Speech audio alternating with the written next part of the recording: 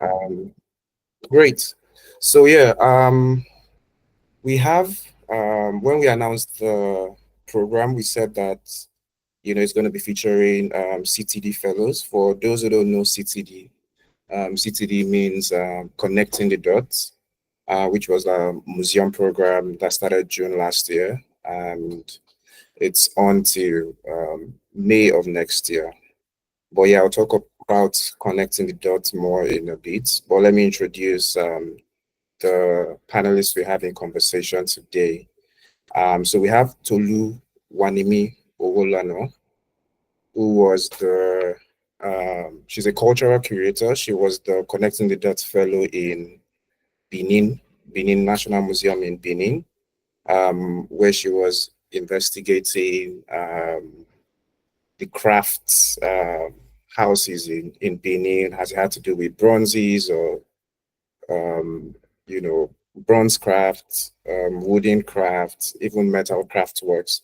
So she was doing that project in a fellowship on the Connecting the Dots project for 6 months. But recently she was also a Smithsonian Fellow and a Global Slave History Fellow at the in Amsterdam. So Tolu Wanimi, welcome. Thanks for joining us. The other fellow we have on the panel today is Yauza Garba, who is a historian. He was the fellow in Natural History Museum in in Ife, and he was investigating the Igbo locum beats, which was first investigated by Abidemi Babalola, and sort of trying to um, would I say criticize or critique or critique the first notion that the glass beads that were found in Ife, many years ago were not made by Africans or were not made by the Yoruba people. So he was investigating, more into that line. And recently he's also gone back to Ife to continue that research. Judith, who is not on the call yet because I can't see her, but Judith was the fellow in Calabar, the Slave History Museum in Calabar, and she was looking into resilience. Okay, I think Judy is here. Great. Okay, great. I thought I didn't see you earlier, but yeah, Judith is with us. So she was investigating heroes, that sort of were involved in ending slave trade in Calabar, but also people that sort of were important in sort of helping the people move on from that, very difficult history. And recently, she's not even recently. Currently, she's the guest lecturer fellow at the how's it pronounced HFBK Museum in Hamburg, or I don't know if it's a museum or a university now. Yeah, so those are the three fellows we have with us. We also have three guests. Um, Myself included, but I'll introduce Sarah Fadin Bello first, who is an architect and arts researcher, and yeah, is very much interested and invested in the museum space and artifacts. He has curated projects along that line, and recently was a pro vertical artist in residence in Switzerland. Thank you for joining us. And we also have Tolu Ami Williams, who is a performance artist, an arts educator, and also my colleague on the Connecting the Dots project. And yeah, we worked on it together. She was working very specifically on the youth arts education aspect of the Connecting the Dots project. So I myself am Toby Bolaji Dowo. I'm a curator and yeah, I've been curating or I've been coordinating the Connecting the Dots project since June last year. So what's this Connecting the Dots that we've been talking about? Yeah, so Connecting the Dots is a museum project that was launched by Goethe Institute June of last year. We announced the first calls around around June actually, or actually July, calling for museums to indicate that they wanted to participate in the program. And the program has three aspects to it. the fellowship program, which had 6 fellows going from different parts of Nigeria to, the other part to sort of carry out new research or new projects, around the collection of the museum. So we had 6 museums and 6 fellows.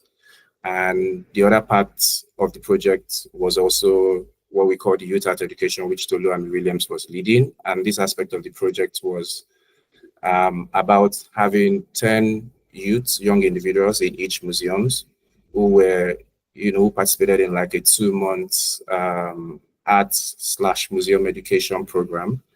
And yeah, it was really about just exposing young people to the histories that this museum hold and carry, the important stories and histories. And we had the other third part of the program, which is museum conversations.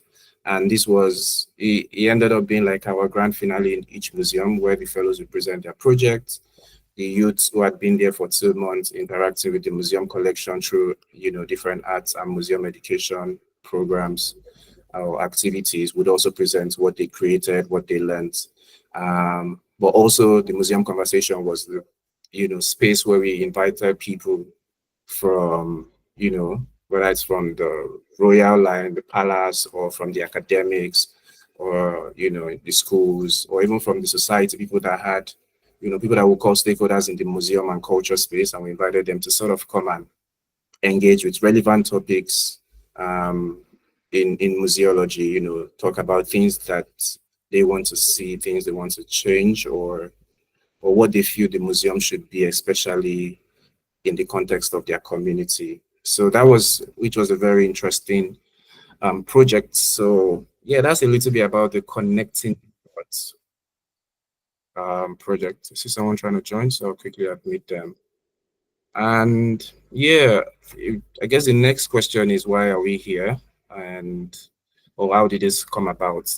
As you all know, the theme or title for this discussion is Politics of Restitution and Stewardship. And it really started in our little forum, in our little fellows, and the Connecting the Dot forum, where we were responding to a new headline that we had seen about, in Benin, about the new administration sort of releasing an information that was, saying that they were distancing themselves from the Museum of West African Art, which is the new museum that is being built in Benin. And yeah, I think many people had conflicting views, and we just felt like it's important to also bring these conversations to the public. And instead of everybody talking in their own corners, it's like, how can we bring our views and actually know what we feel or think about things that are happening in the museum space? Because I feel, restitution and museums might be a big topic, globally, but I'm wondering if we like to shy from it here and just talk in our own silos rather than, building a strong voice and even accumulating and gathering the diverging views that we might have on what a museum is, the relevance of it, and other issues connected to museums around decolonization, restitution, and even just how we really enjoy and engage with the collections and the histories that are in the museums.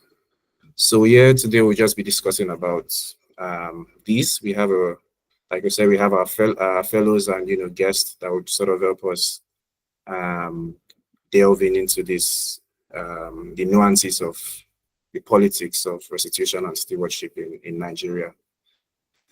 Yeah, so I think I'll just tell myself that I'm officially starting, and I'll just go to some of the questions that I had pre-planned for these sessions. And when I think about restitution, like I said, it's a critical topic abroad, and we need to start developing our own critical views here.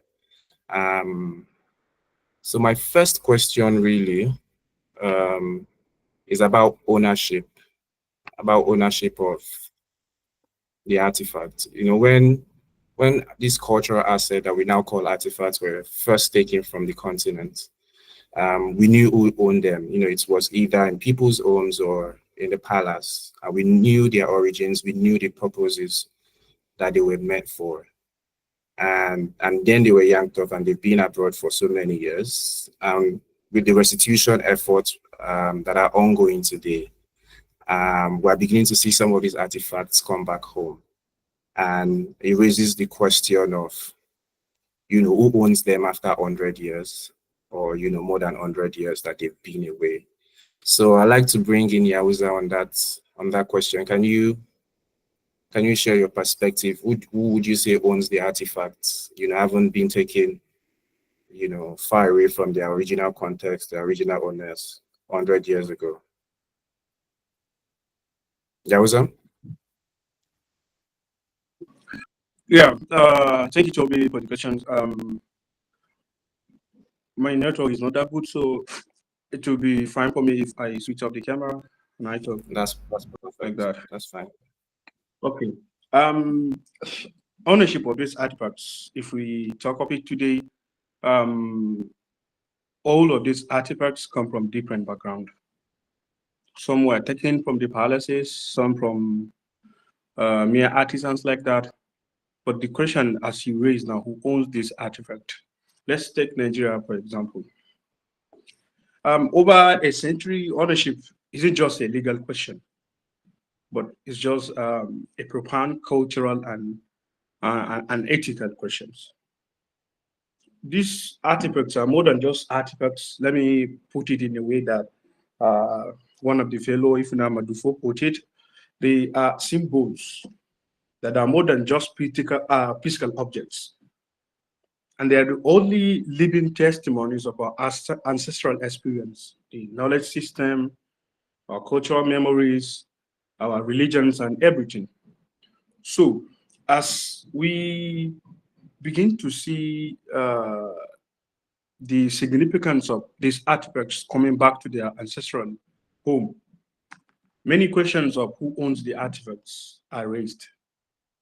But during last year, I think, during President Muhammadu Buhari's administration, he recognized the Oba of Benin as the sole owner of the Benin Bronzes returned that time.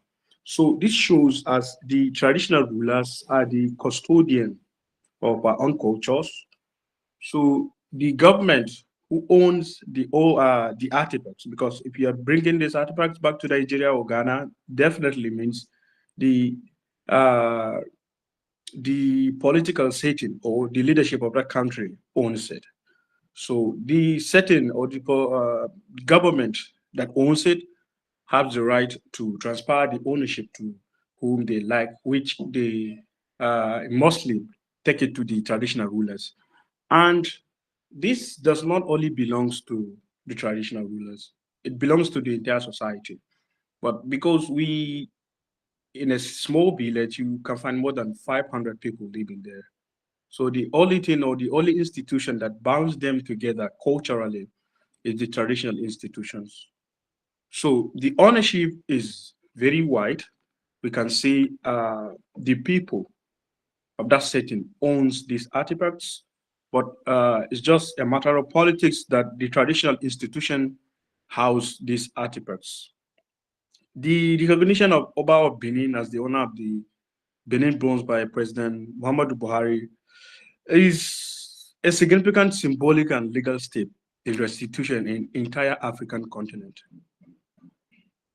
in such a way that it acknowledges the cultural patrimony isn't just about physical possession, but about the narratives, identity, and collective memory. So, in short, I would say the people owns these artifacts, and the questions remains on who has the legal backup or whatsoever to keep it for the people. That's all. Thank you very much. Thank you very much. So if I'm getting what you're saying, the the royal institutions who I would say originally were the political structures that sort of advocated and ruled the people before the formation of Nigeria. sort of, they own this artifact and sort of manage it on behalf of the people. So I want to take Nimi's view as well, Tolu and Nimi. I'd like to hear your thoughts on the question of ownership. Hi, Toby. Hi. Yeah, in addition to what my colleague has said, Yehuza, I like to come from the angle of spirituality, indigenous rights, those two aspects specifically. And I'm going to share a very, short example. Um, I visited a museum with a group of people, and those ladies were from Cameroon, and they saw an artifact in the museum, and they called the attention of the curator that this artifact belongs to a village in Cameroon, and what they use this artifact to do is very significant to the people. However, it shouldn't be cased like this. That can't you see that the artifact is crying? And they looked at the artifact and realized that oil was dropping from the eyes of the artifact. And I mean, I was a bit scared, but when you try to look at artifacts, it's not just ordinary objects. And because now, people are really monetizing the narrative around certain, cultural stories across the world. And it's interesting, once upon a time we had the Boko Haram narrative, now we have the Benin narrative, very soon we have the Igbo cosmology narrative. However, where does this tie down to the indigenous, the people who own the artifact? And another thing, I just randomly asked an elder in my community, and I asked her, the artifacts that were taken, who does it belong to? That who should they return it to? The person said, and he said in Yoruba, he said, "Ere to wa ni ile wa egbe kuro, e wa ni e fe da pada si ibomi." And it's a very simple, very simple answer. Where were they taken from? The palace. And it's difficult sometimes to trace the actual location of where these artifacts were taken from, even with the data recorded in the archives. But I think one thing that we should understand with artifacts in terms of spirituality and indigenous rights is they carry power and forces that are beyond our own, understanding.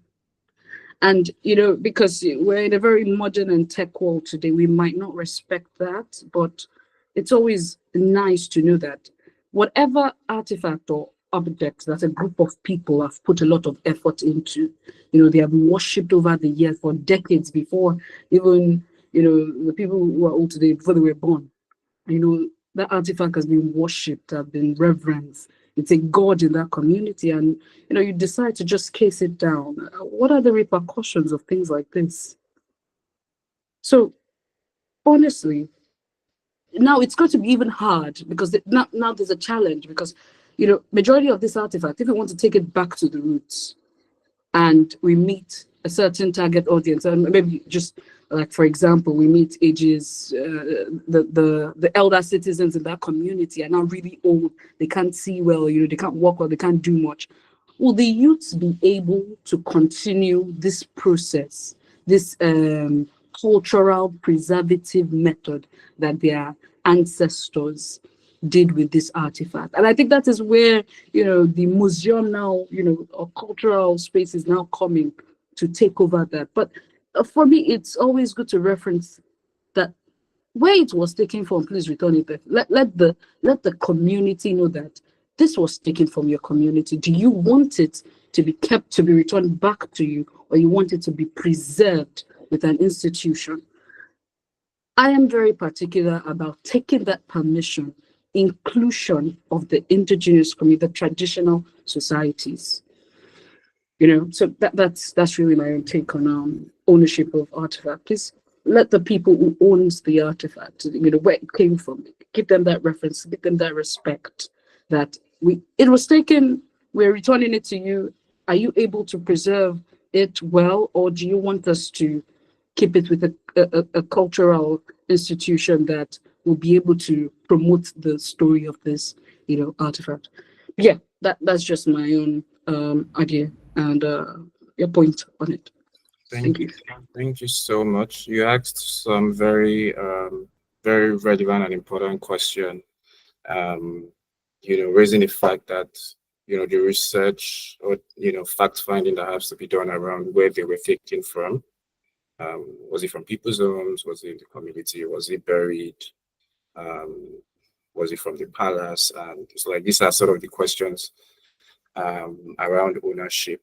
That really helps you understand, who owns them and the purpose for which they were created for.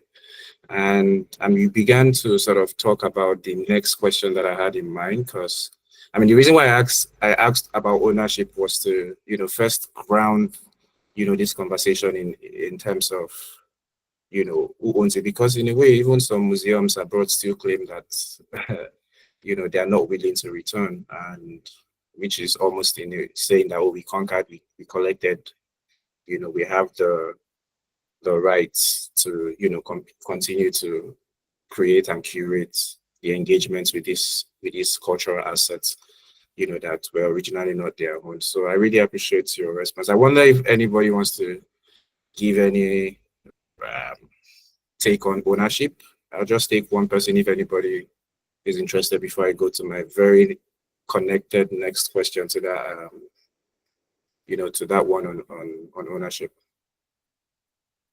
I don't see any hands raised. Okay, so yeah, like I said, Nimi, you were already bordering on the question that I had in mind, which was around where the artifacts should go, on return. It's one thing, there's one question of who owns them, but there's also the question of where they go to when they return. And you were already hinting at, do they go back to the community? Do they go back to the palace? Do they go back to the museum? And I think I just wanted to give some notions before anybody takes that question. So we know, or for those that might not know, the National Commission for Museum and Monuments, which was established in 1979 by decree, is the official body in Nigeria that is responsible for managing all cultural assets, be it from the past or newly dug up stuff, or things that would discover in the future. The NCMM in Nigeria is the body by law that is recognized to handle everything around artifacts. But yeah, with the concerns of the looted Benin Bronzes, there was a dialogue group that formed called the Benin Dialogue Group around 2007, even though I think most of its activities really kicked off in 2010. And they involved, international museum curators in Europe, involved the Edo State government, and involved the NCMM, involved even representatives from the Royal Court in Benin. And part of the conversations and efforts they made sort of resulted in the museum, that is being built today that we know as MOA, which many people will attest to the fact that, perhaps this is one of the real stallion museum in the making that is being designed and is equipped to manage and preserve these artifacts in a very fitting way. So it has been a lot of excitement around MOA. But at the same time, like Yahuza mentioned, in 2023, last year, just before Buhari was, getting out of government, with the return of about 2 artifacts from Britain, he made a declaration, which is what we call it really, that these artifacts are owned by the Oba, which sort of suggested and meant that they were to be returned to the Oba rather than to the NCMM. So why do I bring all of these stories together? So we have the NCMM, which is by law the Nigerian body to manage and preserve artifacts. We have MOA, which is showing promise about be in a very well-equipped space to actually preserve and manage these artifacts. And we have, the president of the country as at, 2023, recognizing the Oba as the owner and the place, to which the returned Benin Bronzes as it is should be restituted to. But recently we had the new government in Benin saying, hey, Moa, we're not interested in you. There was an original plan to build the Royal Court Museum, and that's what we're going to build, and that's where the bronzes should come. So we have about 4 contending or 3 contending institutions for the artifacts that are being returned to Nigeria, especially as it has to do with the Benin Bronzes. So I'd like to ask, let me start with Tolu. Where do you think our artifacts should go back to? That's a very big question. I think, first off, I think I would like to acknowledge what Yauza and Nimi said, and just to echo that I strongly resonate with these points. So there was something Yauza said that I think highlighting it might be quite significant for answering this question of where. If we have acknowledged who it belongs to, there's a concept called unconditional hospitality, right? So it means if I'm gonna learn about a people or be interested in a certain cultural structure, it means that I'm going to put aside what I think is what is right practices or how a thing should be done or experienced, and just really dive into it and experience what it means to these people, because I'm genuinely curious and I want to learn, right? Before these artifacts left, they had owners, and very recently, I think me and you, Toby, were learning about the different levels of museums and like what a museum space looks like. It's down to like the basics of your house, Nimi touched a bit on that, So there's the house, then there's your shrine, and then there's the palace, or the kings and the people who, or like the chiefs and monarchs who become custodians of very significant parts of cultural practices. So I don't think it's a one size fits all for where should these artifacts go.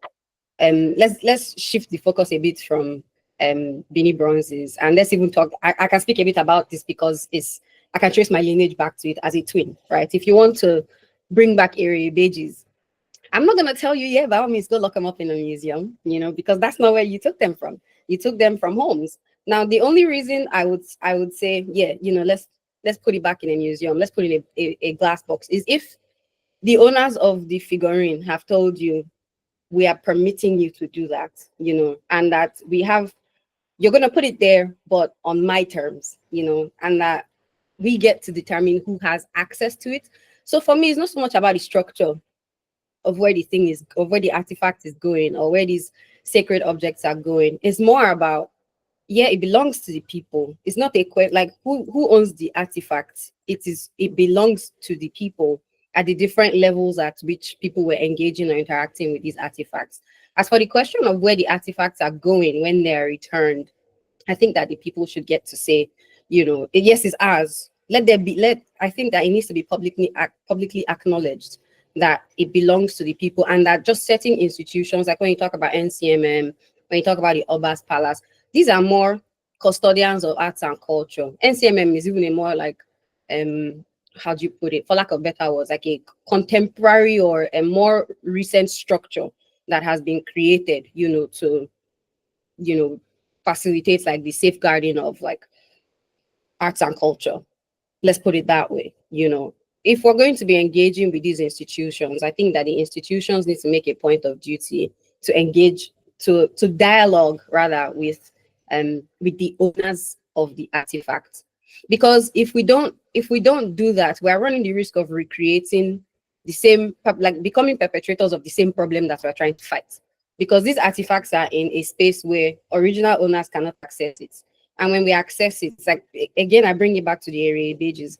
They were touched, they were carried, they were sang to, they were danced with, they were washed. The whole point of having like erased markings and like seeing how the carvings have erased, it's not because they were just static in some glass box. It's because they were being engaged with. There was an interaction between the people and these objects. So if we're going to bring artifacts back and just or for political reasons, or for whatever reasons, or I think it should go to this person or it should go to that person. It's not so much about the institutions. You are a custodian that needs to experience or undergo a process of unconditional hospitality. I want to house it for you. It is for you. Do you want me to, how do you want me to keep it? You know, how do you want me to display it? How do you want that we should open it for interaction? How was it being engaged with in the past? Do these practices still continue? Are you okay for us to continue in this way? Do you see a different relationship with these practices? Which ones were not even public at the time? If there were artifacts that only came out once a year, can we go back to showing them once a year with the king's permission? Like, there has to be a very significant level of unconditional hospitality and a respect for cultural practices that is displayed even at the institutional level. You know, it's so much more than just the politics of I am the body in charge of this thing, or I am the organization that gets to decide where it goes and where what doesn't go. It's not for you.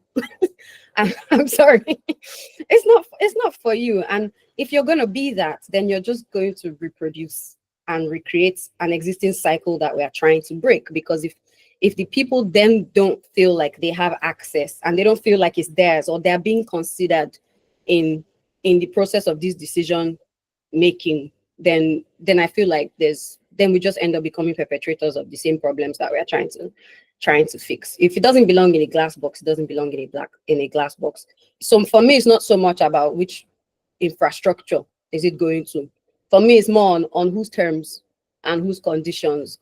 Wherever it is being housed, who is permitting you to put it in this place? If you're going to respect these artifacts and bring them back to their home, allow the home that it is coming to, the owners of the home, the people from which it was taken from, be a part of this deciding factor, and less about like the legalities. And yeah, you need law and order and you need structure, but be respectful of like the significances of these artifacts, because that's the fight we are fighting with the West.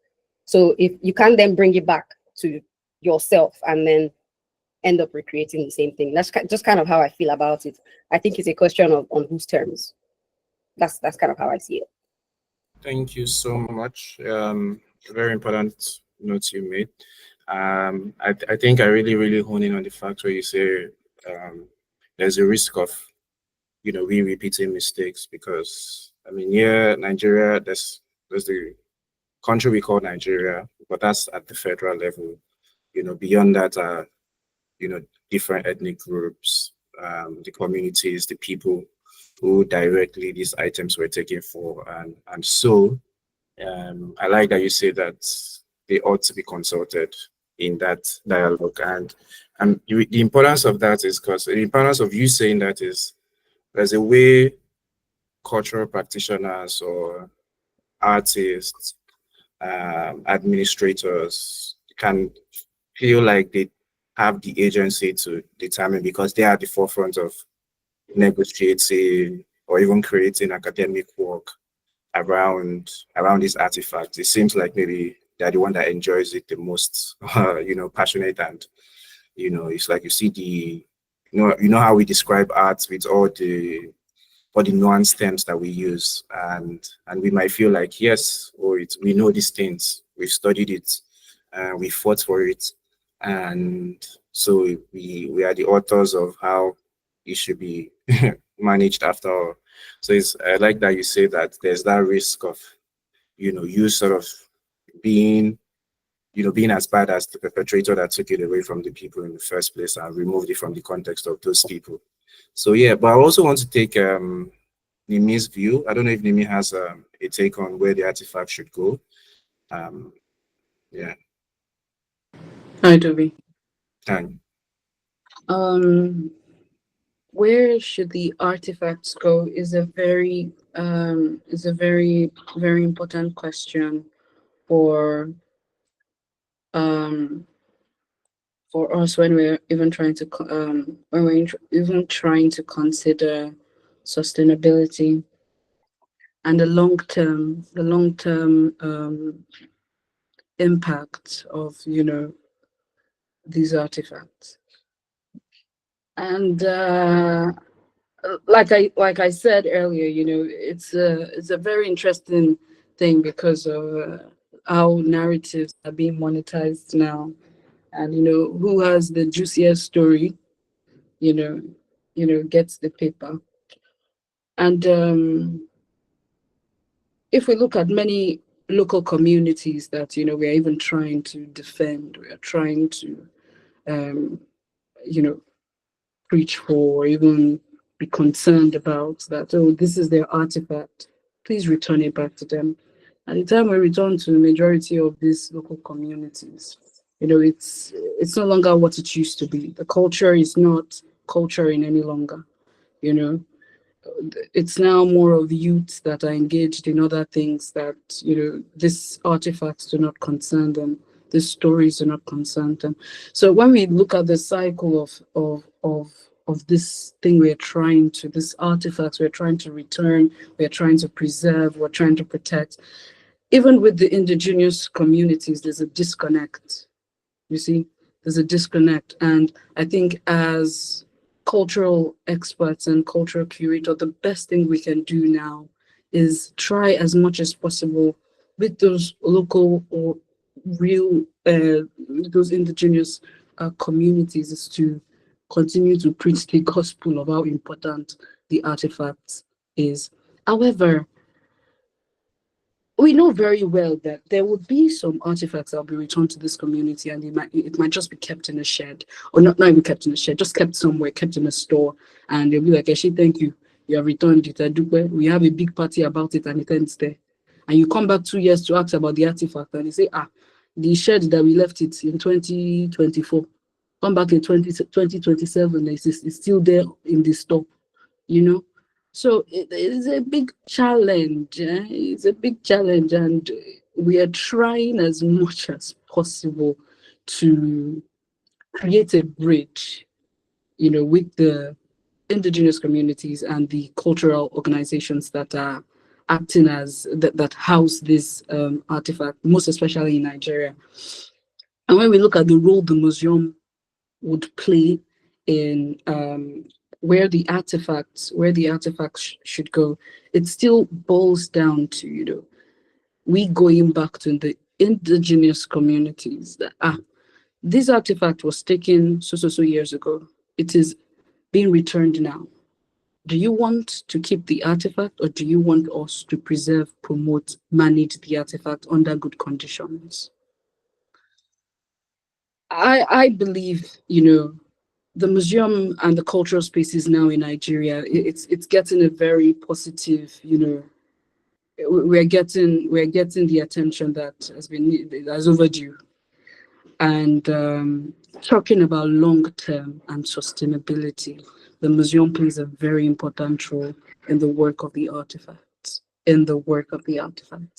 So I'm more concerned in where they should go. I'm more concerned about sustainability. How are we going to sustain this story? If we're returning an artifact that talks about pregnancy or talks about fertility, how can we keep the story on for the next 100 years? It's not even about 50 years again, it's about 100 years.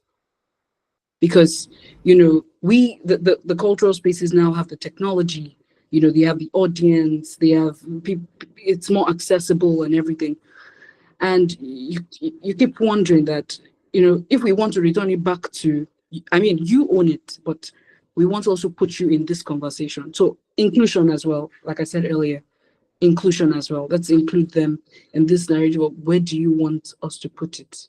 But me, I'm more concerned about how we are going to sustain the stories of the artifact. And if an organization is available, they have all the infrastructure and technology, they are willing to do the job, they have workers that are passionate about telling the story, and we are good. We're honestly good. We're honestly good to go there, because that's the vision of this cultural space in Nigeria. Thank you. Thank you so much, Nimi. Thank you so much. I see that we have hands raised. Maybe we take just one. Chinyere, you wanted to say something in response to that? Thanks, everyone. Thank you so much for organizing this and learning so much connecting to me. And thank you for connecting to those programs. It seems like such a very insightful, well, timely project, especially now in this conversation around reconstitutional restitution and such. I love what you mentioned, so you unconditional hospitality. I don't write it down. I think that's such a very apt way to describe what is necessary and needed for this institution. So I just have, because I was thinking about I think he has said, and it was just got me thinking, because when I even think about this idea about restitution, I always try to look at it from my perspective as a Nigerian, because even the idea of the concept of a museum as an institution is not African. You know, it's not, these artifacts are not, the way I see it, are not stories. You can, maybe you think better as people that were actually on ground within these cultures to understand even what their relationships are with these objects. They are not just stories, but they are part of their lives. And that's really the problem we have with African art, how art is something that is around us. You know, really is not something you can scrape off the wall and take into the museum. It's something that was created as a part of a way of life, as part of a festival that marks a new beginning. So even talking about restitution, in my head, it's kind of like, if you give it back to these people, they can now, you know, welcome these objects back as symbols for their practice, for their daily rituals, because they are not individual stories. That's for the consumer. But these are things that are part of our lives.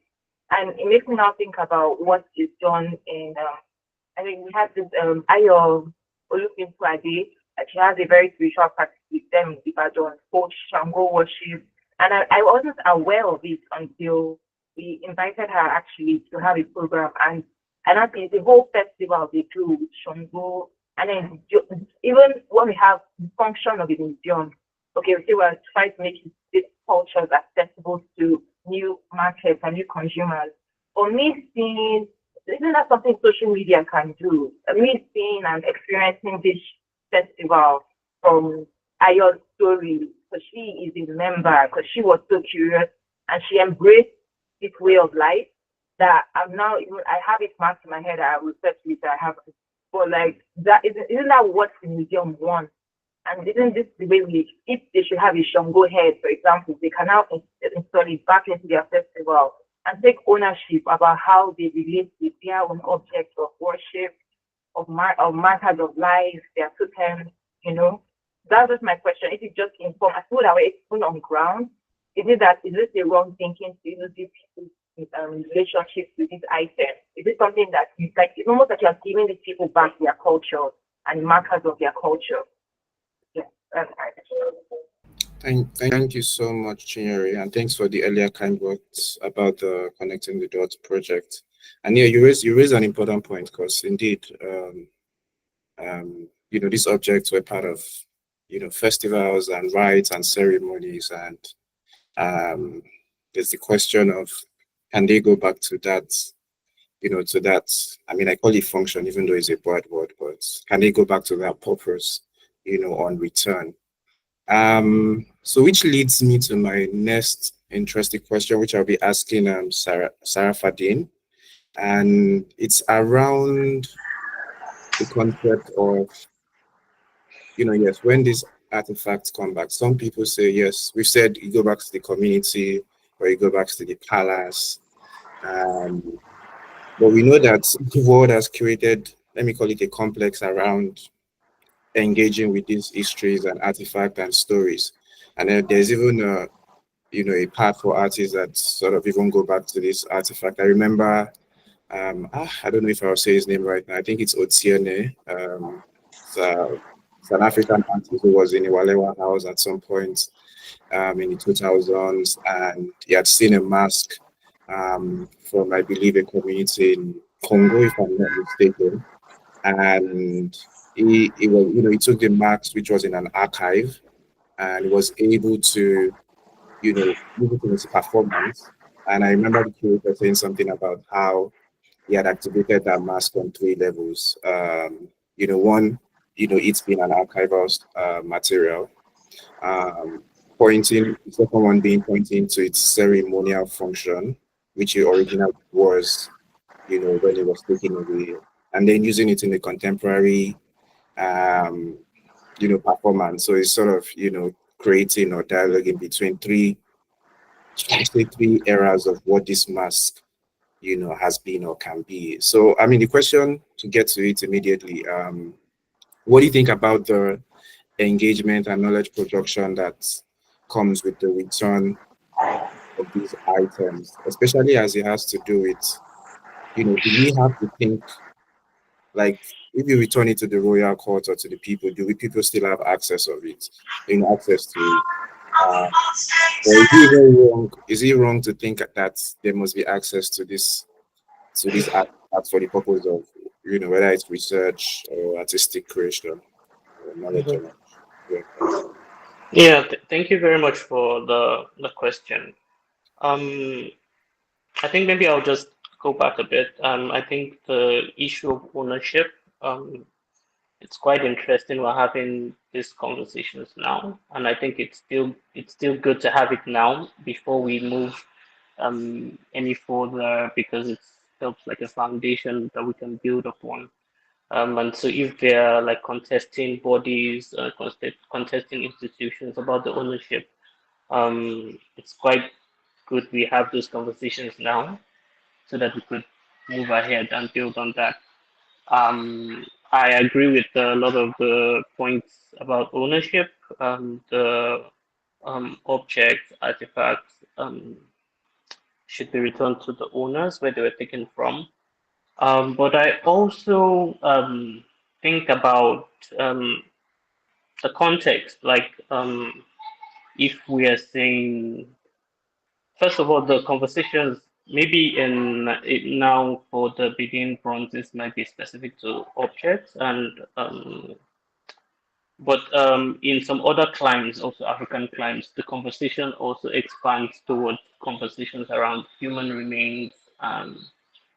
And so, for instance, in those scenarios, um, it makes a whole lot of sense for it to be returned back to where they were taken from the families where they were taken from, for proper rights and burials and things like that to happen. So that's just one point I wanted to highlight. And in terms of, I think the issue now is, how do we negotiate these returns from institutions abroad?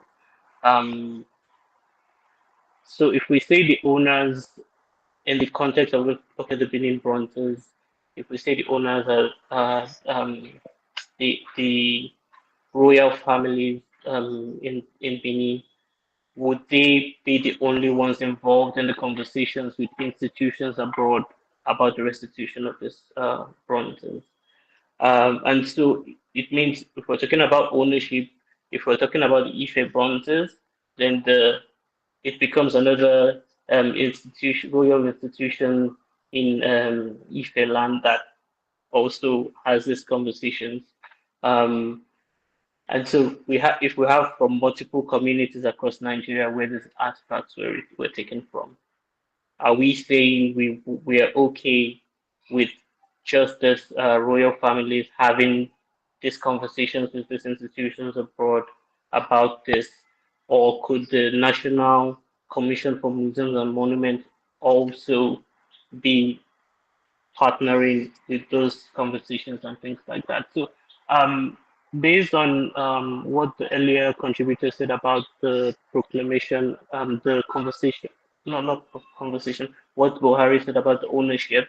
So I also think if we want to move forward, it's also, if it's not like in the constitution, or if it's not a law already, it's also something we kind of work on, so that somewhere down the line, we don't come back to this conversation again about the ownership. So we know it's in the constitution, and maybe the National Museum NCMM is also like helping in facilitating those conversations with these royal families and royal institutions, traditional institutions.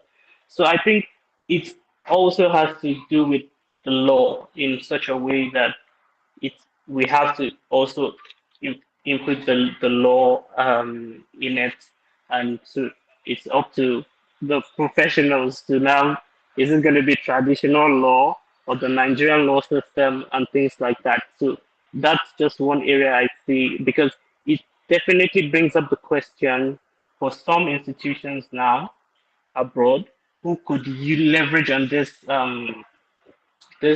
ownership conversations and say, oh, we wanted to return this object, but right now the conversations around ownership are still happening back in Nigeria, and so let's pause and things like that. But in terms of access, because my practice is a lot with access, it also, like everyone had said, we go back to the owners. What kind of access do you want to facilitate moving forward with this object when they get returned? In the cases of those that were looted from the Oba's Palace, if they return to the Oba's Palace, for those, would they still be accessible? But from the knowledge I have, they're planning on building a museum and close to the Oba's Palace, and to the best of my knowledge, integrating it. And so, would it still be accessible for everyone to come access them? And also, like, for those that maybe were used as documentation process, because some of these plaques were used for documentation as well. Is it something they are open for it to be displayed somewhere else? So the way I see it is, in the grand scheme of things, the Benin Bronzes, that we're like referring to in this scenario, was, even by when you read literature or you try to do research, the exact number isn't quite clear, because some are still in private collections and things like that, and not all are in the museums. And so I feel, let's assume 5,000 plaques are coming. Firstly, we know they wouldn't come all at once because the level of negotiations and time and things like that. But is 500 plaques what, would do they have the infrastructure to hold 500 plaques in a museum that is being built by the royal institution, the Benin institutions? So that's a conversation. So if they can't hold everything, I think it's something that could be also, like, in some form of agreement, held in some other museum institutions that are built. So, for instance, if MOA builds its own museum, and the royal, the Benin Kingdom, the Oba has its own museum that is being built. I think having two museums in Benin, it's not bad in my own opinion. I think it's a great thing for, in terms of access, for people to have access to, if that's the plan. Um, but it's also something, the conversation also has to, we also have to be comfortable with the fact that some of these objects, like previous contributors have mentioned, that they were built for maybe rituals, they were built for some ceremonies that maybe were supposed to end and things like that. So we also have to be comfortable with the ideas that these objects may get buried, may be destroyed because they've served their purposes. And we just have to go with the intentional, the reasons for which they were created in the first place.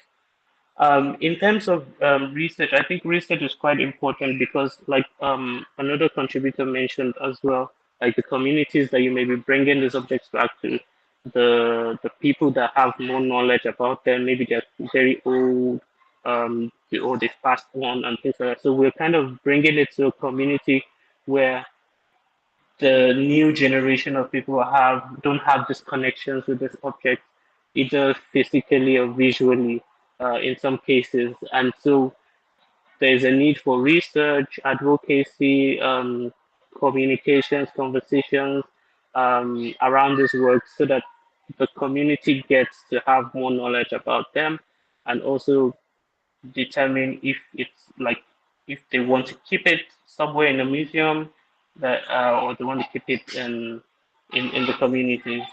And also referencing what Chinyere said, definitely the museum, I think for a lot of African creatives, researchers, heritage, officers, and people, cultural facilitators, and people in the heritage and creative scene, a lot of us are looking towards different models of what the museum could look like. and definitely not the typical white walls, glass boxes that we're used to seeing in the West. Um, but then we also have to look if these objects were taken from shrines. Are we planning to create shrines again to house these objects? Um, and things like that. And also because these objects have been away for a very long time, a lot of knowledge production also going on abroad. Also not just only restituting this object, but also the knowledge productions around them. And so we can also, with because we were taking from these communities back home here in Nigeria, we could also scrutinize, or we could also add more knowledge to whatever is on ground, or maybe just even completely refute the documentations and the research that has been done. So those are the kind of the ways I see these conversations moving forward, and the kind of knowledge production that is also needed. But I think in terms of um, all the institutions and bodies that are involved in conversations around ownership, I think they pretty much can serve at different levels some purpose in this whole global conversation about decolonization and restitution of artifacts and in some Thank you cases human so remains. much.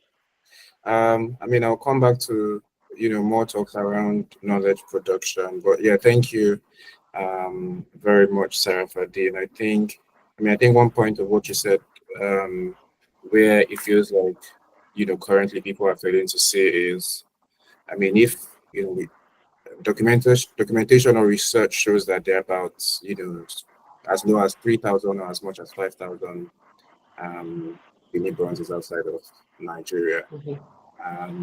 And then if they were all to come back, it's not about perhaps it going to one place, because again, I mean, who am I to say? But there's the question of if you can't hold, as much as it's coming back, then what's the logic or ideas around sharing? And if you already figure out the structures of ownership, and then these are things that people figure out every day in terms of partnership deals, and how can you ensure sharing if the owners indeed want to share, and how can different structures and institutions facilitate that, rather than what we see today, where it seems like it's only one person that can be the author and omega and be the everything to everybody about this particular artifact. So I really want to bring Judith in, because Judith is a visual artist and a sculptor and a lecturer, and through your experience even being in a museum, that's the History Museum in Calabar, I want to know what you feel about the access of artists, you yourself as an artist. How do you sort of envisage perhaps having access to this work for things that you want to create? How do you think they're important? How do you think it's important for artists to be part of this conversation around restitution, as it has to do with their own practice or ideas that they want to advance in the world? Okay. Hi, Tobia, and hi, everyone. Okay. So, as an artist, yes. Initially for these artifacts to have been in existence, of course, they needed people like us to create these things. So, from the get-go, we kind of brought.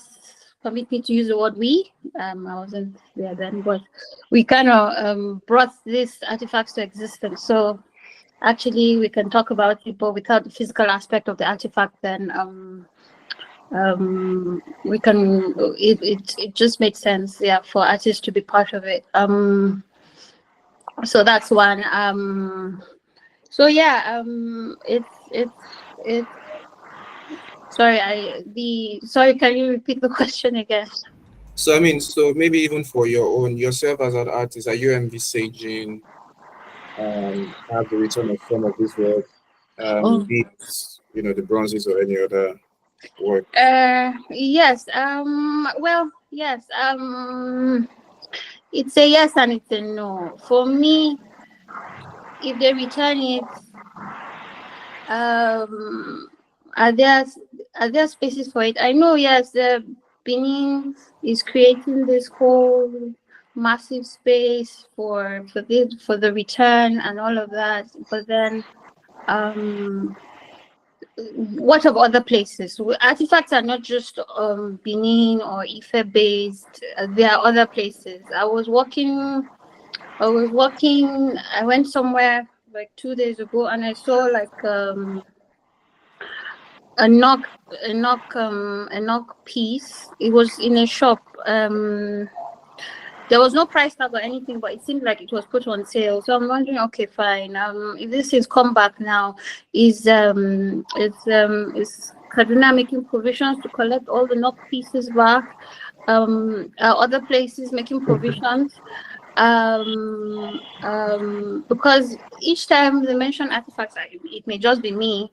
It's mostly Benin Bronzes, and also other places, because they all had artifacts. Are they making provisions for this when they come back? And is there provisions for these things to come and stay? The other question I keep asking, because I ask a lot of questions, is in 50 years to come, would this not that the artifacts won't be there, would they matter? Would the, I don't know, forgive me or permit me to say, with the Gen Z or the Gen any, would they key into this narrative much in 20, 50 years? Would they be bothered about something else? Is it something that it's just going to be like a content for them and then it just goes, what's the next thing, you know? So these are things I'm just worried about. So that's the yes. If it's a yes, they can come back, but then how well are we going to maintain, document, keep these things, and then would it matter in years to come? Whereas if it's in a safe space that people can go have access to them, you can create a shrine, keep it there. Are these functions, are these festivals going to continue in years to come again? Because the whole idea is to keep this for generations and generations to come, to understand the history. Are we going to add educational elements to these communities to say, okay, fine, it's going to be passed down? Because sometimes when I was in the slave history museum, I kept saying, I kept just whispering to myself, I'm like, we're 100 years too late. We're 50 years too late. If we were documenting these things, we would not be speaking from most of the narratives we were getting were from the, permit me to use the white man's perspective. So if we were documenting and keeping our histories and our stories, we would not be, it would have been a lot easier. So these are questions I keep saying and I keep asking. So yes, they can come back, but yeah, would it stand the test of time? And then again, we don't talk of developmental shift. So if you put up a shrine, if you build a place, what happens in years to come? If there's development, if they want to pass like a railroad or something around that place, then what happens? They are building road now, they'll come and knock it off. After all, we don't practice this anymore. So these are things that yeah, we probably can't tell these things now. We can't say or can't speak about, we can't predict these things now, but then these are things that also, it's in the back burner that we can also think of and say, okay, fine, are they safe where we are or where they are, or should we bring it back and just try and just see? Yeah. You asked very important questions. I like how the question I asked you sort of embedded more questions that we ought to be thinking about in terms of how we think about this returns and the stewardship around it. I see Phoenix hand is up and I see Tolu's hand is up. So Phoenix, you have something to say in response to that question? Yeah, I just want to before I go in, good afternoon everybody, and thank you so much for all you've been doing. I've been listening quietly, and then just from what Judith actually said, I just want to make a contribution. Um, Actually, I'm a Nigerian filmmaker and a writer too as well. And when it comes to film, my practice is production design. And as a production designer, which is the architect of the screen, I just want to say that these artifacts coming home will actually be a very good and awesome development. Because as a filmmaker, audiences always have it or say this on Twitter and various any place on social media where they have a need to express themselves. People say like that Nigerian filmmakers, there are films we don't do. And films we don't do, such as maybe historical epics, stuff like that.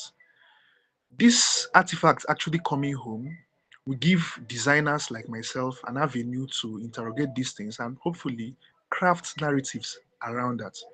Because if these things are in London, the US, or Germany, any place they are, we might see them on the pages of newspapers, history books, and all of those things. But when you are seeing them in a moving image, it sort of feels real, feels lifelike. And if you can create narratives of those era, those times, those epochs, then it goes a long way in cementing our history, our stories, our heritage. Let me give you an instance now.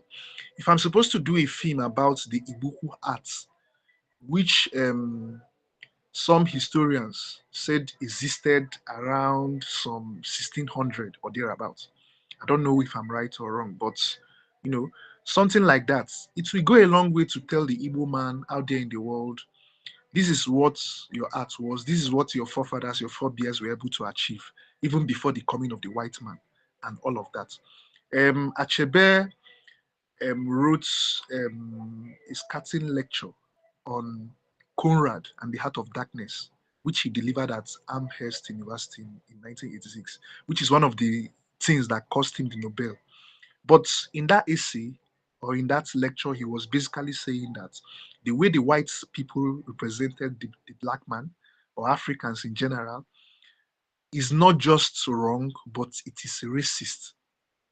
So having these things come home will actually make us to see our heritage like live and direct, and then begin to retrace what has actually been damaged.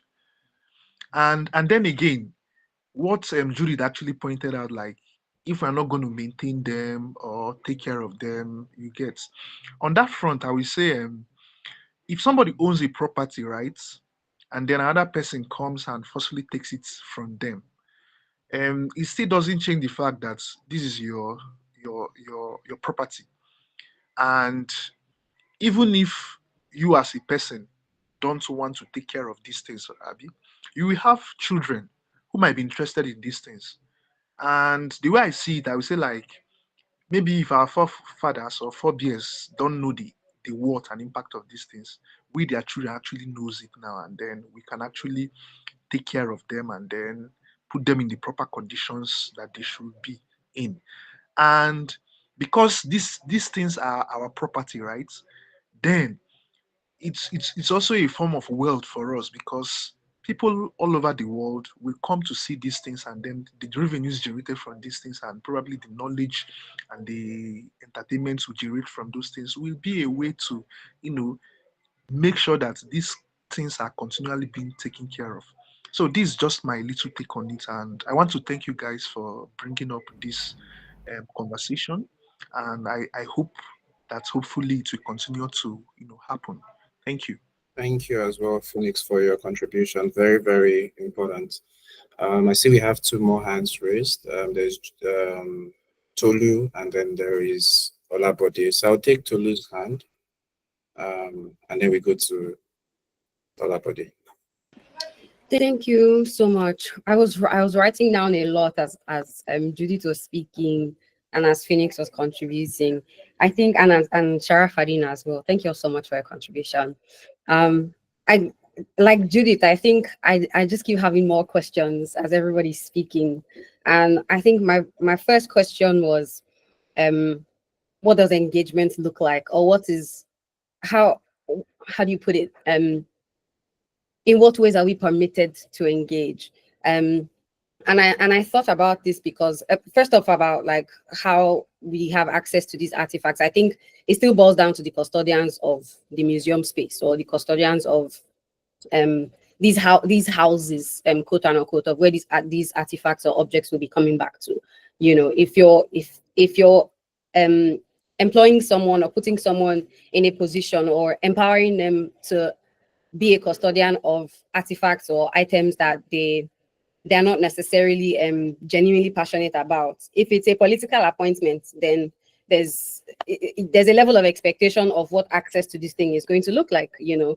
And I think me and Toby were having a conversation about how art can be perceived as elitist, you know, and who has access and who doesn't, you know. And if you look at the history of the existence of a museum, this is how museums were created. It was I went to war, I found this thing, or I grabbed this thing, and so I'm displaying in the bunker of my house with my private friends, and we're sipping wine. There are many levels to it, but like on the surface, if you really look at like what the notion that of how museums were projected in the past, arriving at this point now where it becomes a space for learning, a space for knowledge sharing, and how we're looking for ways to decolonize the concept of a museum.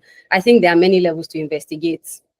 Access is to an extent dependent on the people that have been given the power to even manage this space.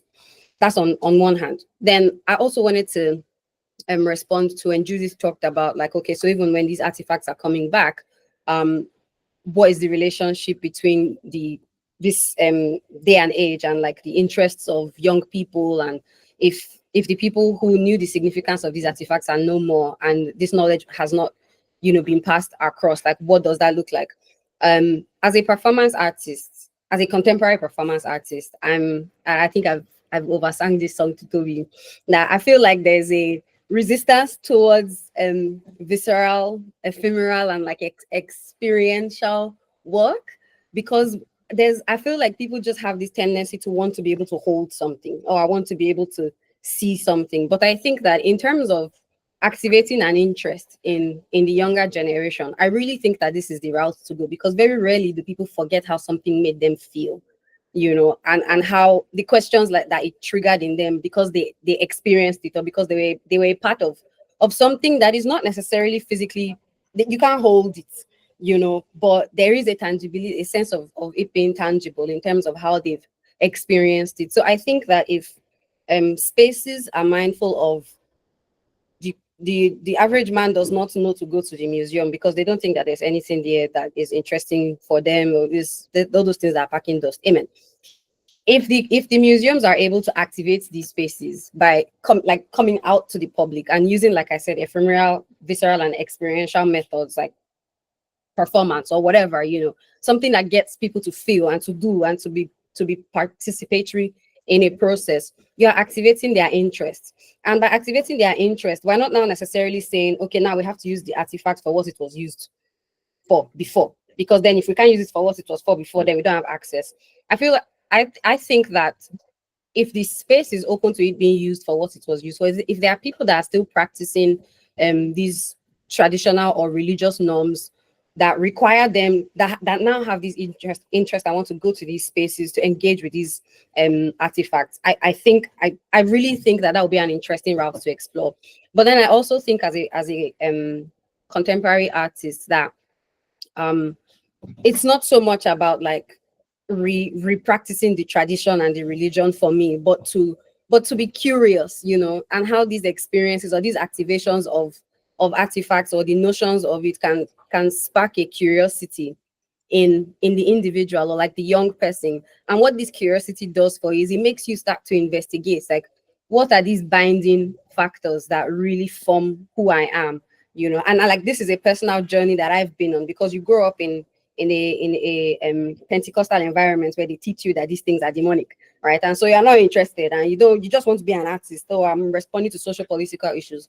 How are you gonna do that if you're responding to the now? You're doing that with a frame, that has been built. You're not just responding to that moment. You have to understand the past to navigate the present before you can project or whatever the future will possibly look like, right? So you can't. I think that it's almost difficult, if not impossible, to be responding to the zeitgeist if you don't go backwards, if you don't take steps back, and like trace, okay, where is this coming from? Why am I perceived in this way? What does this mean? What could this possibly mean in future? And I think that in some self is a level of engagement that even though I'm not able to do with this thing what it was for, it has sparked or triggered something else in me that causes me to investigate and then causes me to create.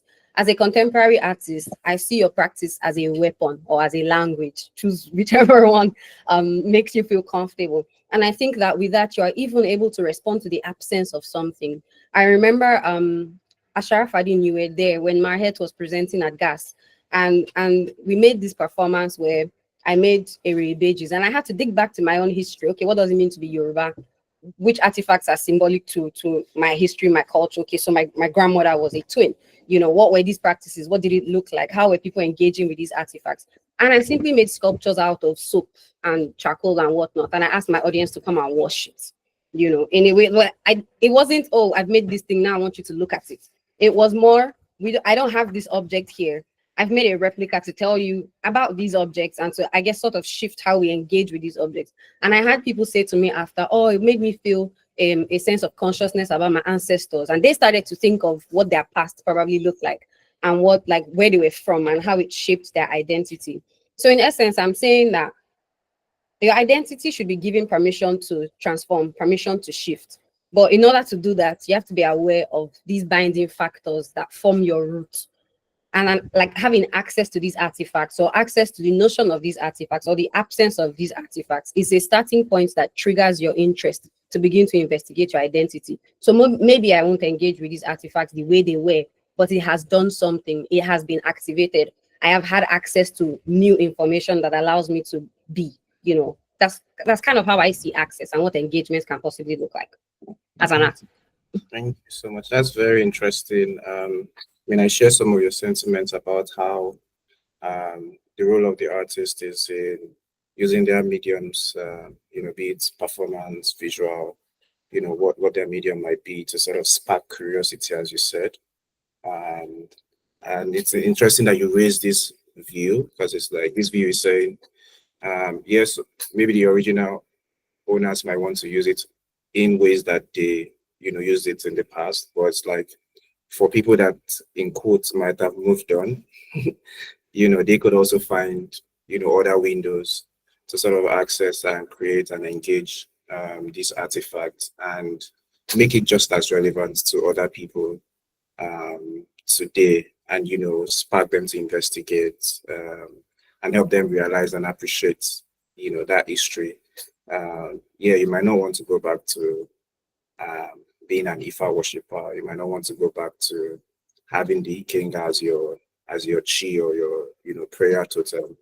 But you can also appreciate that, 2-3 generations ago, your grandfather, your great grandmother, or your ancestors, this was their own way of interacting with the world, interacting with their maker, and just to appreciate that history and perhaps feel connected to it. So it's interesting. It's So in a way, the contemporary artists can be some sort of apostles, but let's leave that out. So I saw that Olabode's hand was raised. Do you still have the comment you want to make?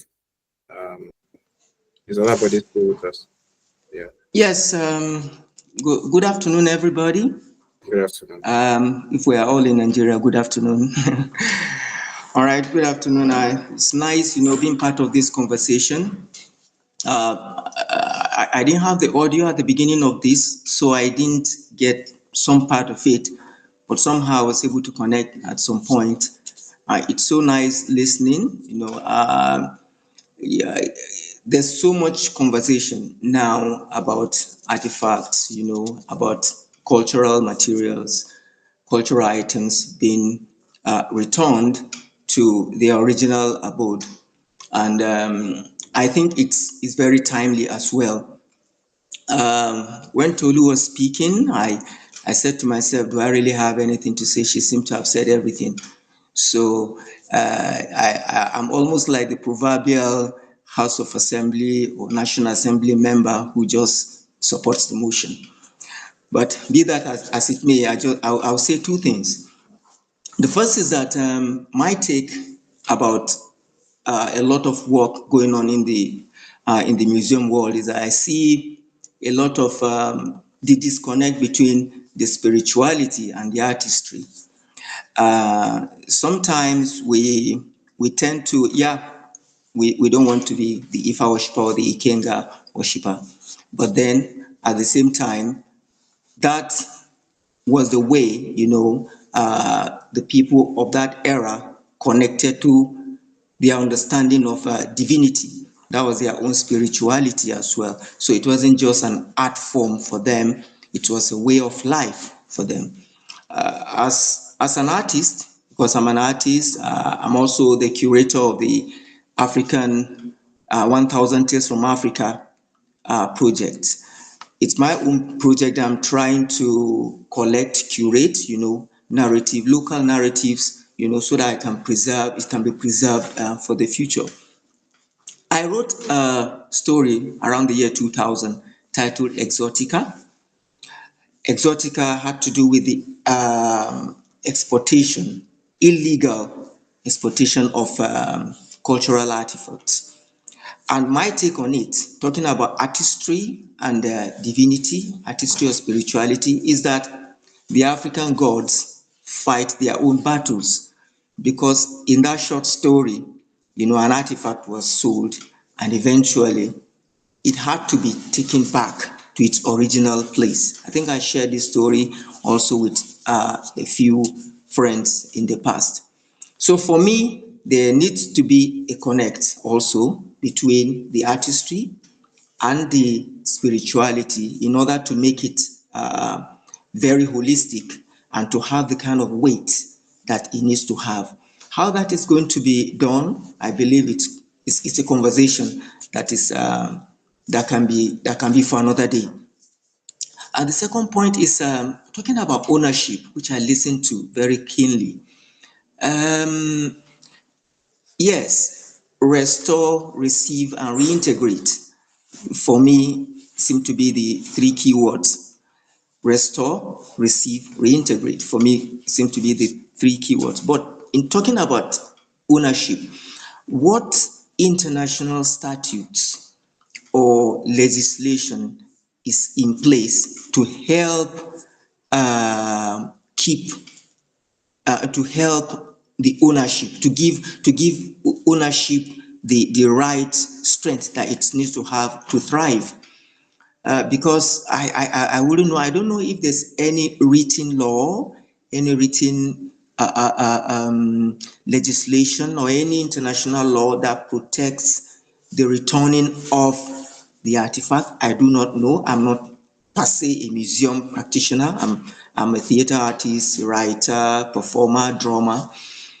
So I would like to know if there are such structures, if there are such legal terms, what is the best way to pursue, those type of procedures so that eventually these things are done appropriately. In the final analysis, and this is on a personal note, I've heard a lot of plundering about Benin artifacts, and a lot of it also even in the across West Africa. But I've always been curious, is it that there has been no such narrative above the Niger? It's always below the Niger, Is there no narrative about plundering of artifacts of cultural materials, above the Niger, maybe in any other state, in Kano or in Sokoto or in Niger State or in Kogi or in Kwara or in Lokoja, thereabout? Is there no such story are there no documents or documented information regarding that? Yeah, I'll be happy to know. Thank you very much.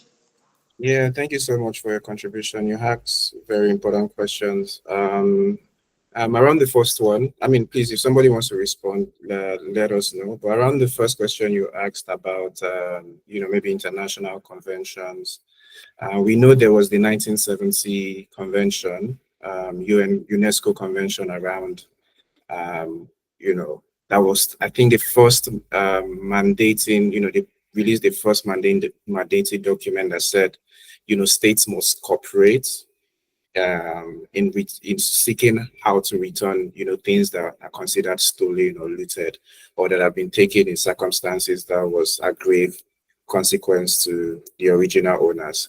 But the thing about, some of these international documents, they specify that this is what should be done, but it's always at the discretion of the nations at the end of the day. And only recently have you seen maybe some European countries trying to move the needle on the status of stolen items in their own countries, but not everybody is adopting, the statutes, or should I say the status of those conventions. On the question around what is happening above the Niger, yes, they are very valuable. I need to call them artifacts. I mean, the best name I have for them are cultural assets. They're very valuable cultural assets above the Niger. Even just the oldest, we know how the Nok sculptures are so old, you can call them the oldest cultural assets in Nigeria.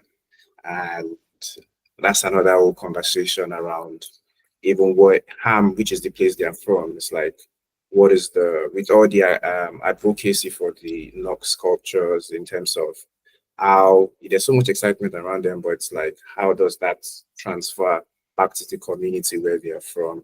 Another exciting sculpture, I mean, for me personally, is the Mumie sculptures. And it's pulsating, or should I say it's interesting how there's more excitement for them outside of Nigeria. If you travel, you see all different books that have been published around Mumie sculptures, their modern design. But here in Nigeria, it seems we don't care. So they're very exciting artifacts all across Nigeria. And I think part of the reason of this conversation is also to begin to instigate us to think about, the necessary structures. I mean, that's the stewardship part, the necessary structures. I mean, if you can't even build a physical museum spaces, can artists begin to do the advocacy work? Can cultural practitioners, administrators in the arts and culture, governments begin to do that advocacy work of piquing the public community's interest in strengthening the place and preservation of this artifact and the history that they carry? So I have Phoenix hands up and Tolu. Let me see who is going to go first based on the queue. So I think Phoenix hand was up first. So yeah, Phoenix, let's have your take. We have about less than 30 minutes, so we need to take. Sorry, I think it was a mistake. It was the hand I raised before. Okay. That means I see Tolu and Sarafadin. So maybe Tolu will go first and then Sarafadin. Thank you. Very quickly, I just wanted to respond to, because I found it really interesting, because I was reading about it recently, the question about law and regulatory policies around restitution. I might be wrong, but to me it feels a lot like neocolonialism in action. So we see the British Museum saying things like, oh, we want to give it back to you, but the Act of 1963 and National Heritage Act generally prohibits UK museums from deccessioning items in their collection, except under very specific conditions, such as cases of human remains or items proven to have been looted during the Nazi era. So it makes me wonder, there is a selection of looted items that they're legally allowed to give back, and then others that have to go through some really long legalistic, or we need to amend who is the law?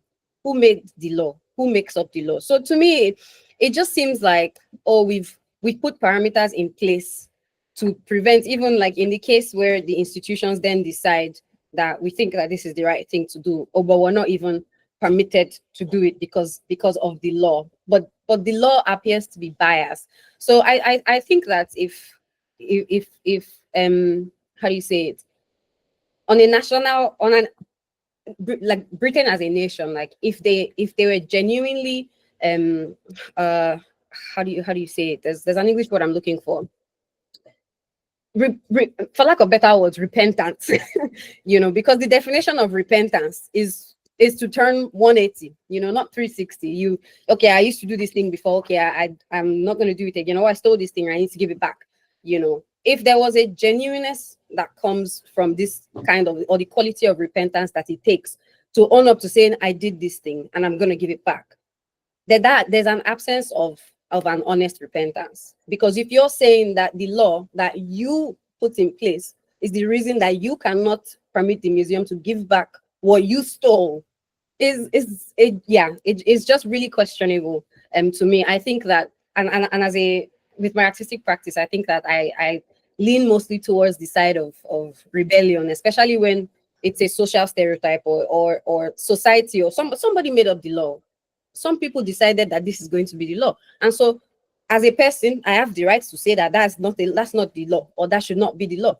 You know, so it just makes me think about all of these different levels and these subtle ways that neocolonialism is still being perpetrated even in the dialogue of restitution. It's like, oh, I can't give it back to you for these reasons, you know, and the quality, like I said, it's a reflection of like the absence of honest repentance. And there was a time I watched a stage play, and this was even more about the role of the UK in the Second World War.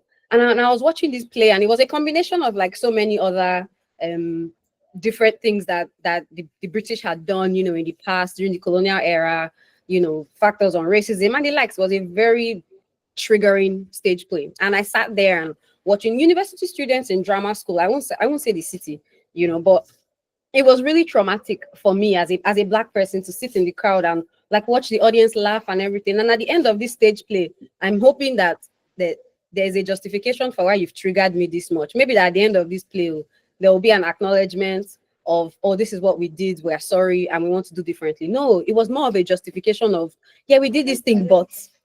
And that but, I take it back to the Toby shared some resource with me, and I was listening to Chimamanda speak, and that but is the presence of an absence, like I say, of this genuine repentance is more of a justification of why we did what we did. So it doesn't become more about that this is what we did. It then becomes, yeah, but, you know. So watching this play again was, if university students are still recreating performances or producing content that reiterates the whole framework or understanding of colonialism, I don't know where we are going, or how, like, it's just going to be a repetitive cycle as far as I'm saying, because there are genuine institutions that want to do better.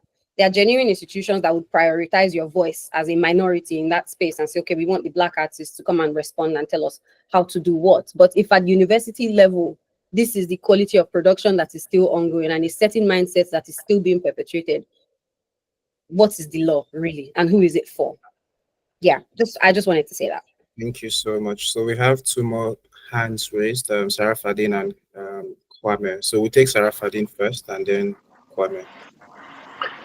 Yeah, so I just wanted to also touch a bit about like the idea about this return of cultural assets is also like, will I say, in tandem with these conversations around decolonization, restitution, repatriation, and things like that.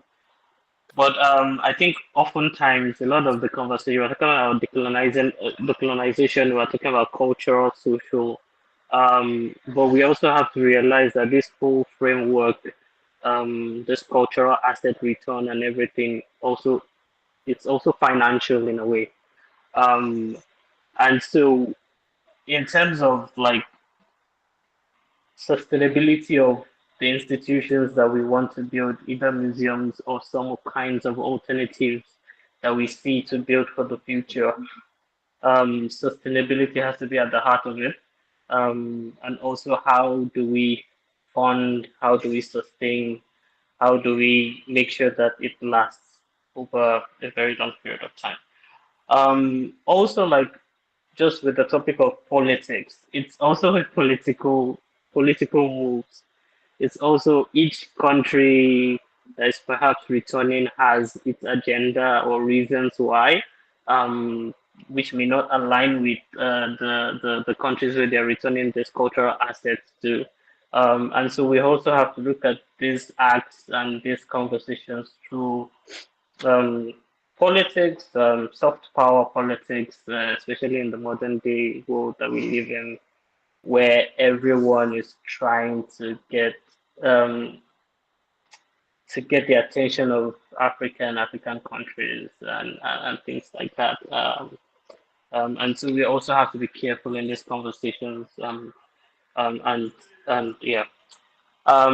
The reference to the question about why it's often conversations around Benin Bronzes, I think it's often because the circumstances surrounding this object being looted were very heavy, tragic, depends on how you want to describe it. And also, like a contributor mentioned, storytelling. We've heard the stories on and on and on, so it's um kind of out there, but definitely, like I mentioned, the Ife bronzes. I think another colleague also mentioned something about the knock arts. So I think if we do in-depth research, and that's why research and knowledge production is important, then you get to realize that it's more than just the Benin bronzes. But I also think that a lot of artists or maybe creatives, museum workers, cultural facilitators are kind of observing the trend with the Benin bronzes to also kind of maybe in some ways replicate. I may be wrong in this assumption, but it's something I think others may be looking out for to see how those can be replicated. Okay, let's see how this one goes. Then we could replicate it in our context, in our communities, in our villages, and in our towns and wherever it is. Um, and then I also wanted to talk about access. I think a lot of people have, yeah, a lot of like I think um, one of the fellows talked about like museums. No, we're not looking at copying the European model of museums, or even maybe discarding museums and creating something different. It depends on like each community or what they agree on and things like that. But I think something we should leverage on in terms of access is that for a lot of people, festivals are kind of a very important part of the the communities where we live in, and so leveraging on festivals as this bridge of creating access to this object. And I also, aside from that, recall earlier on in my practice, one of the very exhibitions I really enjoyed was a roaming exhibition, publishing against the grain. And it was a roaming exhibition that was moving from one country to another, and each country, depending on the space where they were in, were kind of reinterpreting and presenting these works in different ways to different audiences. Mm. And so I imagine a scenario in terms of creating access. If someone from Lagos is not able to go to Benin, or someone from Kaduna isn't able to go to Benin, where through some kinds of collaborations, this object could also move to other art spaces or museum spaces in different parts of the country, and also like provide access, because we can't deny that financial means also determines who gets to go to museums and things like that, even when quote unquote sometimes museums and art spaces um, are creating events or doing exhibitions that are free. You still find that challenge of sometimes getting people to come due to various reasons. And so definitely reaching out and through maybe roaming exhibitions will definitely help spark We're running out of time, interest. so I want to quickly take the other two comments we have from Kwame and Yauza. So Kwame can go first.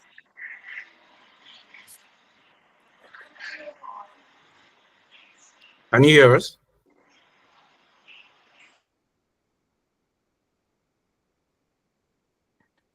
Hello, Kwame Opoku. You had your hand. Yes, hello. Can you Yeah. hear me? Yes, yes, we can. You can hear me. Yes. Okay. I just wanted to say a few points about the discussions we've been having. First of all, you should know that this question of restitution is not new, and that there have been many Nigerian scholars writing on these questions, many Nigerian and non-Nigerian scholars like myself who have been writing on these problems. At least I have been writing on these problems since 2000 and before. So many of the questions you are worried about may have been answered in our articles. And I would suggest you look at some of these articles. And in any case, Professor Shailon, Professor Folarin, the late Professor Shailon, who was a professor of law at the University of Ife, wrote quite a lot about this. Indeed, he was, in my opinion, one of the very first scholars to deal with this. So there's a lot of literature on this, and you have Nigerian artists, Nigerian art historians like Pejula Iola writing on these issues. So you should please have a look at them. And the question about international law is that there is not much in international law proper that we can use to reclaim our artifacts, because much of international law is made by the same people who stole our artifacts. So it's logical that there is not much help from there. But the United Nations has been, at least since 1974, been urging all the colonial countries to return the items they have looted, but they just don't care. They prefer to keep the stolen objects, which they find very useful. Somebody suggested that the museums, like British museums, etc., may be wanting to return these artifacts, but they are forbidden by their laws. First of all, you can take it for granted that the big museums, like the British Museum and the Victoria and Albert Museum, are not keen on returning anything. They are willing to offer loans, but they're not willing to return any of these things. And the ideology which goes around that the British law forbids it is not really true. The British Museum Act of 1963 does not forbid them from restoring or returning objects. It sets conditions for doing that. So it is for the museums to fulfill these conditions and to bring the various artifacts they have under those conditions if they want to return them, but they just don't want to. As for the predominance of Benin, it's because of the brutal attack on Benin in 1897, sorry, that has given Benin this prominence. And also because we have consciously, many of us in the restitution area, Africans at least, we have consciously determined to use Benin as an example, because the Benin's case is clearly documented. And we try to use Benin so that in future we can, bring other cases. But we have been supporting cases from the Asante in Ghana, who also experienced British invasion, the so-called punitive action. There's Ethiopia, there's Egypt, there is Ivory Coast, there is Mali, Senegal. All these countries have one way or the other have the artifacts stolen and have been asking for them. You should also try to remember the Savoy report, which was made in 2018 at the request of President Macron. You have a lot of information there. I also want to tell you, as somebody mentioned, but the numbers of the looted artifacts are not well known. Those about Benin are about 5,000 and over, because the British do not keep figures of this nature. But recently it has been published that, for instance, the Cambridge Museums have altogether 350 looted African objects. So there's a lot that we have to do. Finally, I would like to suggest that the youth, and indeed all the African peoples, should keep pressing for the return of these objects. Thank you. Thank you so much. Thank you so much for your wonderful contribution and for charging the youth to continue in this demand and demand for restitution. I'll take Yahuza's view. We just have about 9 minutes left. Yahuza, if you can, in about 2 minutes, so that we can also round up within time. Okay, thank you very much. This wonderful conversation. Through the last three responses, it takes me to speak on a point briefly, that these artifacts, when they were taken from us, were not categorically in one setting.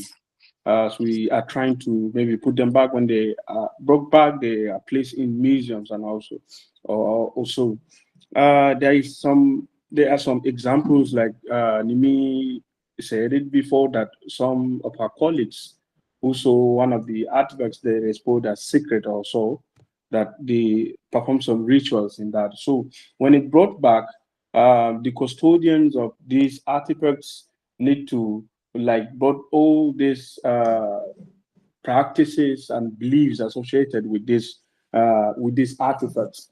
If there are some kind of incarnations or spiritual or prayers that need to be done before you approach so artifacts, then that should be implemented by the guardians of the artifacts. Now, for example, there's one Quran in Borno, which has some how can I put this, that you cannot store it in a four-wall building. It has to be away from that, or else the purpose of that Quran will not be achieved on that, because they are using it for rituals and other things, things like that. The moment you store it in four walls building, it won't be as valuable as is used to be. So in that context, generally, not all artifacts are meant for universal accessibility, but thanks to the technology we have today, it will make it more simple for us maybe to observe, to see all these artifacts there. But some of these artifacts are not meant to be kept in the museum, accessible by everyone. And this goes to a question where people are like, if artifacts were taken to the traditional rulers, some of these artifacts may not be accessible by all. So we have to accept that even in museums, if we are bringing these things back from European museums where they don't practice what that artifact surrounds with when they are taking it. So if they bring this back, if we have local museums, MOWA or any other museums, then we have to make sure that all those practices and secret points surrounding the artifacts are preserved and reintroduced to that particular artifacts. And to sum it all, the accessibility doesn't always mean physical viewing. The digital technologies, scholarly research, community storytelling, and alternative modes of engagement that respect the artifact's intrinsic culture sanctity would be in place for people to enjoy, not necessarily exposing the artifacts, that their cultural setting, their cultural meaning is not to be exposed to general populace to view. Thank you. Thank you so much, Elza. We have about 5 minutes more. Your points were very important. I see hands raised, but we have 5 minutes. I think we have to round it up because the call would actually go on. Or can you in 30 seconds share your views so that I can? Yeah, so I just wanted to say that in terms of connecting with these objects, like Yahuza mentioned, you could connect with like through the digital Benin platform. So you could get more information about some of these objects. There's a platform you could access. And also the National Commission for Museum and Monuments is having like a living spaces project, inviting artists to engage with museums. So it's also a way of kind of like engaging with artists and creators and people that have interest. Thank you so much. I'm afraid I would have to, draw this to an end at this point. Thank you so much, everybody. We know that the conversation continues. The importance of this was just to broach the topic and, show that bring our mutual interest in restitution and stewardship around, African cultural assets together to one place and to show that, yes, we're actually concerned and that we don't have to just, fight these battles or do our research or our project work in silos. I want to say a big thank you to everybody, from Mr. Kwame urging us to, dig in through more research of people that have been done before in terms of the advocacy for restitution, to Tolu mentioning the role of artists and how, they can sort of be the vessel that sparks the public interest in the relevance and instigate appreciation of these histories and artifacts.